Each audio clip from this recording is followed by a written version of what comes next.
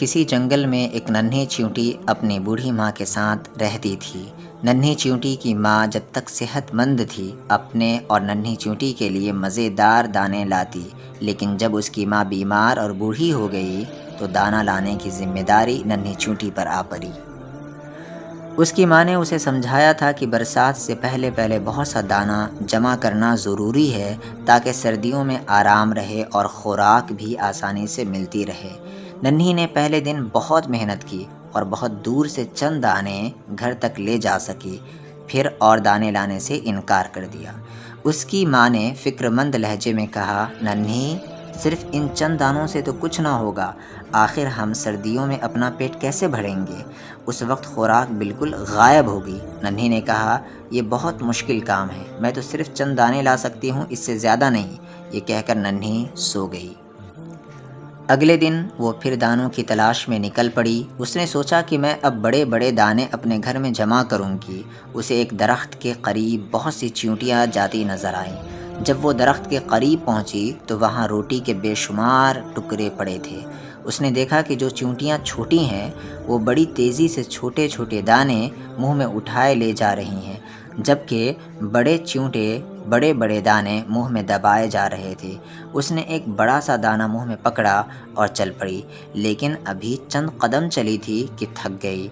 اس دوران ایک بوڑھی چیونٹی کی نظر ننھی پر پڑی۔ اس نے کہا، بھائی ننھی، کیا بات ہے؟ اس نے سارا قصہ سنایا۔ بڑی خالہ ہنس پڑی۔ بڑی خالہ ننھی چیونٹی کو ایک درخت کے قریب لے گئے جہاں ٹھنڈی چھاؤں تھی۔ بڑی خالہ نے چھوٹی چیونٹیوں کی طرف اشارہ کیا، تم بھی ان کی طرح پھرتی سے کام کرو اور چھوٹے دانے گھر لے جاؤ، بڑے دانے تم نہیں لے جا سکتی۔ اچھا دیکھو ننھی، تم چھوٹے دانے میرے گھر پہنچاؤ اور میں بڑے بڑے دانے تمہارے گھر لے کر چلتی ہوں، لیکن ایک شرط ہے۔ خالہ، مجھے ہر شرط منظور ہے، ننھی خوش ہو کر بولی۔ تم ہر روز 3 گھنٹے کام کرو گی۔ خالہ جان نے شرط بتائی تو ننھی نے فوراً کہا کہ اسے یہ شرط منظور ہے۔ دن گزرتے گئے۔ چیونٹی پابندی سے روزانہ چھوٹے چھوٹے دانے خالہ جان کے گھر جمع کرتی اور خالہ جان بڑے بڑے دانے ننھی کے گھر لے جاتے۔ ننھی کی ماں خالہ جان سے بہت خوش تھی کہ خوراک جمع کرنے میں مدد کر رہی ہیں۔ جب ننھی ذرا آرام کرتی تو خالہ جان فوراً اسے اٹھنے اور پابندی کرنے کی تاکید کرتی۔ ننھی، بس اب دانے جمع کرنا بند کرو۔ ایک دن خالہ جان نے ننھی سے کہا، خالہ جان، میں کچھ دانے اور جمع کرنا چاہتی ہوں۔ ننھی نے جواب دیا، اصل میں ننھی چاہتی تھی کہ خالہ جان بڑے بڑے دانے اس کے گھر جمع کرتی رہیں۔ بس ننھی، خوراک بہت زیادہ جمع ہو گئی ہے، اتنی کافی ہے۔ خالہ جان نے ننھی کو سمجھایا تو اس نے بات مان لی۔ پھر ننھی اور خالہ جان اپنے اپنے گھروں کو روانہ ہو گئے۔ دن گزرتے رہے۔ ننھی کے ہاں بہت سی خوراک جمع تھی۔ خوراک کے بڑے بڑے دانے دیکھ کر ننھی خالہ جان کی شکر گزار تھی۔ ایک دن جب سردیاں زوروں پر تھی، سب جانور اپنے اپنے گھروں میں آرام کر رہے تھے کہ اچانک ننھی کے گھر کے دروازے پر دستک ہوئی۔ ننھی نے دروازہ کھولا تو خوشی سے اس کی چیخ نکل گئی۔ مہربان خالہ جان سامنے کھڑے تھے۔ ننھی نے جلدی سے انہیں اندر بلایا اور ان کی خوب خاطر کی۔ اس کی ماں بھی خالہ جان کی بہت شکر گزار تھی۔ خالہ جان، آپ کی بہت بہت مہربانی۔ ننھی نے خالہ جان سے کہا، کیوں ننھی، کس بات کی مہربانی؟ خالہ جان حیرت سے بولی، خالہ جان، آپ نے یہ اتنی ساری خوراک جو ہمیں دی۔ ننھی نے خوراک کے بڑے ڈھیر کی طرف اشارہ کیا۔ اچھا، خالہ جان نے قہقہا لگا کر کہا، لیکن تم نے وہ خوراک تو دیکھی ہی نہیں جو میں نے گودام میں جمع کی ہے، جو تم لائی تھی۔